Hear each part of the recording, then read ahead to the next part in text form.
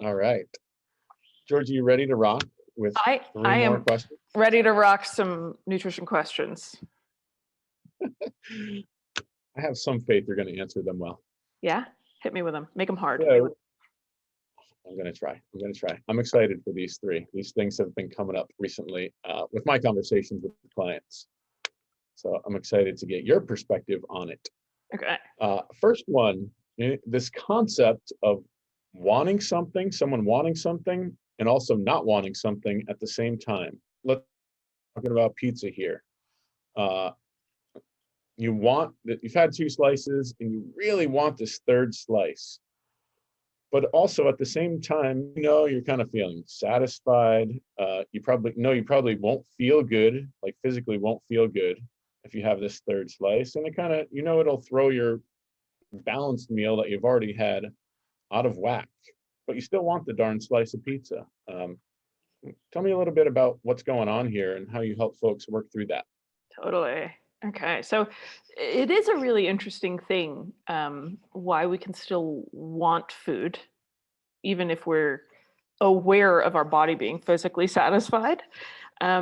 So one thing that I find is really helpful is just to investigate a little bit more about what that want is and where the want is coming from. Because sometimes it's about the pleasure of the pizza. I love pizza. It's one of my favorite foods. So sometimes it's like, no, I just want the enjoyment of having that. But sometimes it's actually even a little more out of left field. Something like, I don't want to have to go fire up TurboTax and start filing my taxes. I want to stay here and keep eating pizza. Or you want it because you're angry that someone said something to you and you didn't say something back. You held your tongue, but you're still angry and you're going to take it out on that third slice of pizza. So doing a little bit of reflection about like, why do I want this third slice of pizza can be really handy. A lot of times I have found that people who are dealing with this at the very end of the day, like dinner or snacks in the evening, have been almost not generous enough with themselves during the day. So Mm. the really strong want for something and feeling averse to exerting willpower, they're just like, no, I don't want to have willpower. I just want to eat it. Is because they've been exerting willpower and restraint all day. They've been holding their bladder until they could go to the bathroom between classes.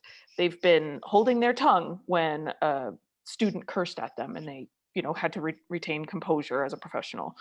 Or they're putting their needs last so they can make sure they get the dinner that everybody else wants on the table, even though they don't really like that food. So you may find if you have like a really strong compulsive urge to eat a particular food that being a little more giving to yourself during the day, taking breaks, giving yourself the things that you want for meals, expressing your opinion where it's professionally responsible to do so, um, can be super helpful. Another thing, discussion that I like to have about that hypothetical situation of the third slice of pizza is that there's nothing wrong with you for wanting the third slice of pizza. Wanting things that are sensory pleasures is the most normal thing in the world. But what we don't want to do is focus only on the benefit that you want. So, like, taste of pizza in my mouth. That's the benefit. That's what I want. But as you brought up, there's also some downsides. There's some cons. Like, if I'm lactose intolerant, I could have a really rough time from having that much cheese. Or, I've been trying to eat more vegetables and there's not going to be any room for vegetables if I eat that third slice of pizza. Or I've been trying to lose weight so my blood pressure comes down and I know eating past my body's needs is going to move me away from my goal.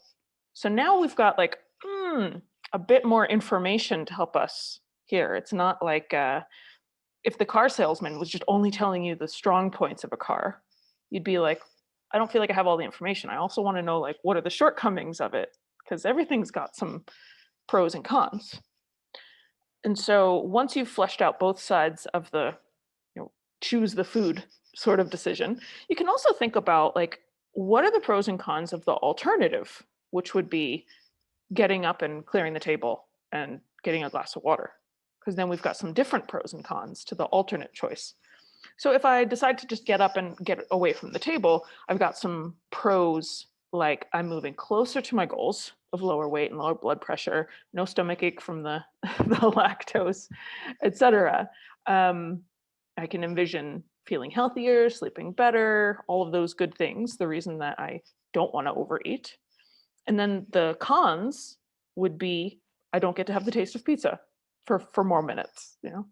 Um, and so now you've kind of got like pros and cons for each of those two decisions that can really help you see there's no right or wrong decision. You kind of select the column of outcomes that you want. So it's not about the behavior, but think about selecting the outcomes that you want because it's like a package deal. You can't have the taste of the pizza without the calories and the lactose or the heartburn. So, so often I'll kind of talk that through with clients, and it sounds super academic and artificial. Like, oh, how can you use that in real life? I'm not going to stop and like draw columns and be like pros and cons of each thing here.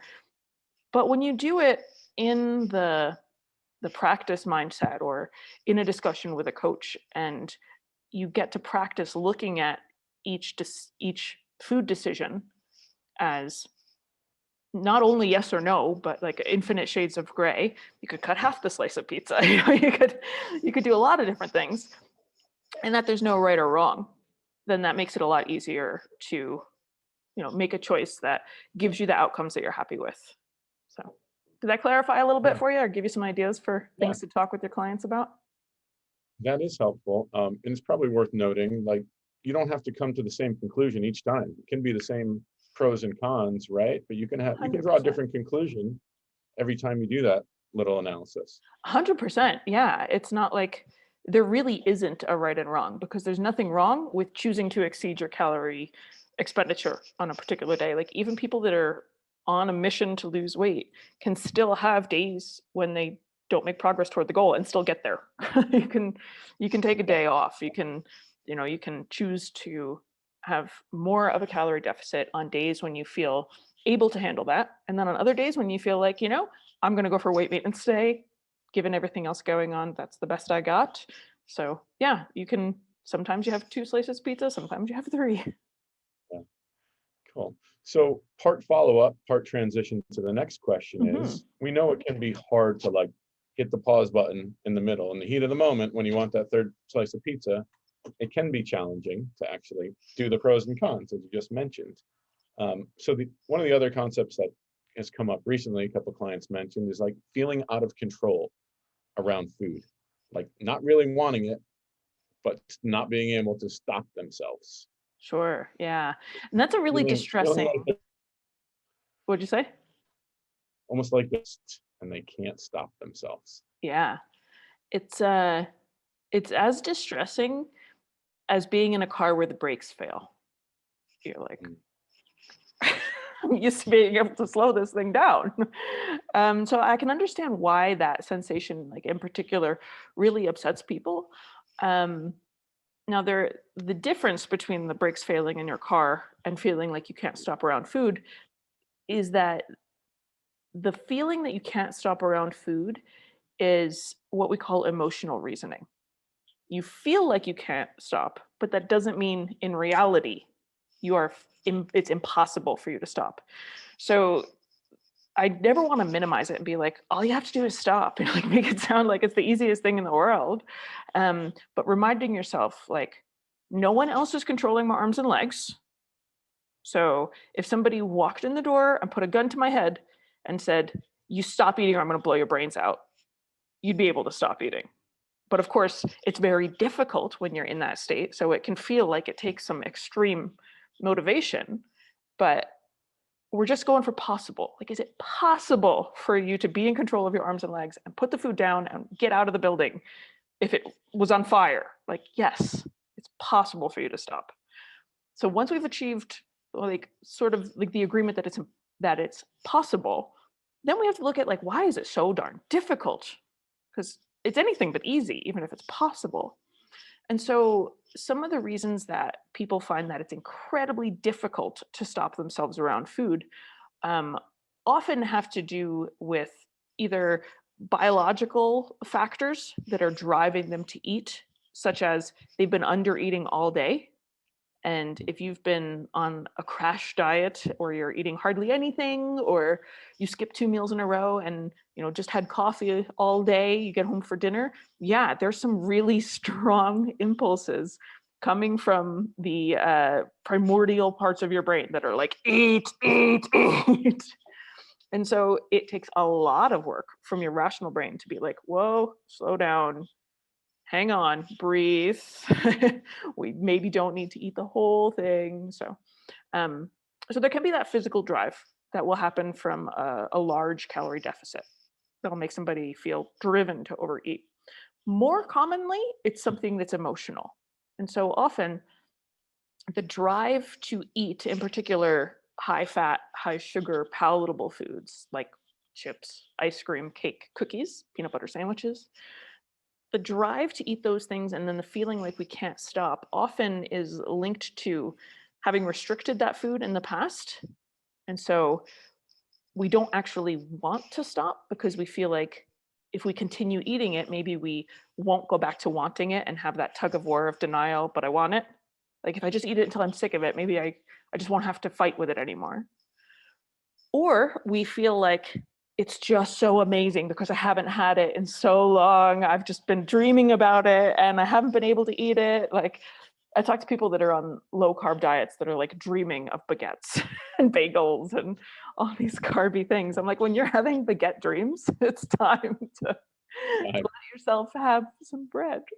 But yeah, if you restrain yourself from anything for long enough, when you finally get it, there's the sensory pleasure plus the emotional of like, finally, I don't have to hold myself back. I can eat this thing. So that can lead to overdoing it as well. The third thing that I'll point out is that many times, binge eating, which, we define as consuming an objectively large amount of food in a finite time frame, coupled with that sense of loss of control, as well as regret afterward. When people are experiencing that sort of cluster of things, there's often um, a phenomenon that we call experiential avoidance. So it's not so much that you are compelled to eat the food, but that you are compelled to get away from something else that's going on. So the Mm. something else can be any number of unpleasant emotional states in our lives, but sometimes it's worth looking at things other than the food and why it feels so important for you to escape it, because sometimes that's where the most productive work lies. And is there also a habitual piece to this? Like if you every night have sour cream and onion chips at 8 o'clock when you pop the show on, and that's just what you do, there almost is a lot. It's unconscious at that point, right? So you almost are out of not completely in control, just happening unconsciously. The idea or the urge that the habit can kick up, yeah, it is subconscious at that point. It's not something you asked for or planned on. Um, but you're still in control of what you do Yeah. with that urge. Like if I, got in this loop where every day I was sitting down after dinner with a bag of sour cream and onion potato chips, and I realized that I wanted to change this habit, I might say, okay, what am I going to do with this behavior? Like, or this urge. So that time rolls around, my mouth is like, sour cream and onion potato chips. Now, Georgie, now's when we do it. I'm going to be like, okay, I'm going to make some tea. I'm going to drink that instead. I'm going to go take a piano lesson online, do something that gets my brain challenged and do something else. I'm going to tough it out. I'm going to just sit down and watch TV in the normal spot and just eliminate the chips from the equation. It might be easier if I just don't have chips at home for a while. So it's very inconvenient for me to go out and get chips. There's numerous things that people can do to break the cycle of a habit. So habit tends to be the sort of thing that like initiates eating, not so much the I'm out of control and I can't stop eating. I think there's some different dynamics between like the start eating and the stop eating signals can be very different. Cool. Yeah. So there were some really good tools in there for to give them ideas of like how to get themselves back in control, or at least try some things that they can try to break the cycle. Totally. Yeah, we covered like some questions that people might ask themselves, like, why do I want this? Is there something else stirring beneath the surface that's, kind of coming to light in this as a food craving? Or am I in control, but I feel out of control, and making sure that there's the difference there, just acknowledging that it's possible to stop, but that it's difficult. And if we look, we can figure out why it's so difficult and bring the difficulty down to where it feels doable. And we talked about the kind of pros and cons about decision making.